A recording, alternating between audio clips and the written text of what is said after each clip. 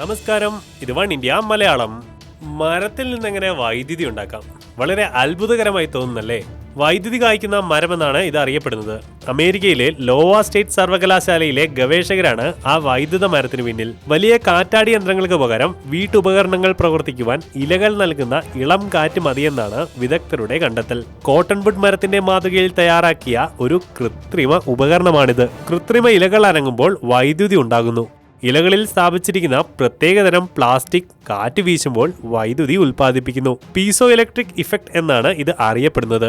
Michael മക്ലോസ്കി എന്ന ഒരു ഗവേഷകനാണ് ഇത് കണ്ടുപിടിച്ചത്. ഒരു വീട്ടിലെ മുഴുവൻ വീട്ടുപകരണങ്ങൾ നമുക്ക് ഇതുകൊണ്ട് പ്രവർത്തിപ്പിക്കാനാകും. 4.5 കിലോമീറ്റർ വരെയുള്ള കാറ്റിൽ ഇത് പ്രവർത്തിക്കുന്നതാണ്. ന്യൂവിൻഡ് എന്ന ഫ്രഞ്ച് കമ്പനി പാസ്ലെ കോൺകോർഡിലാണ് ഈ മരം ആദ്യമായി സ്ഥാപിച്ചത്.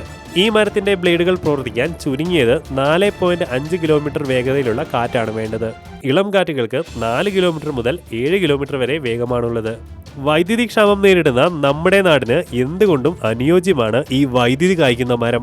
ഇത് ഈസിയായി നമ്മുടെ മുറ്റത്ത് സ്ഥാപിക്കാവുന്നതാണ്.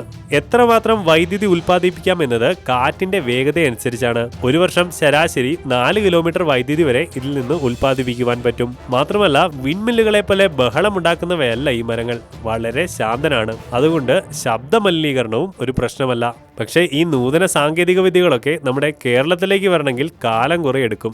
ഈ വിഷയത്തോട് നിങ്ങൾക്കും പ്രതികരിക്കാവുന്നതാണ്. For latest news, like it, share it and subscribe to one India Malayalam.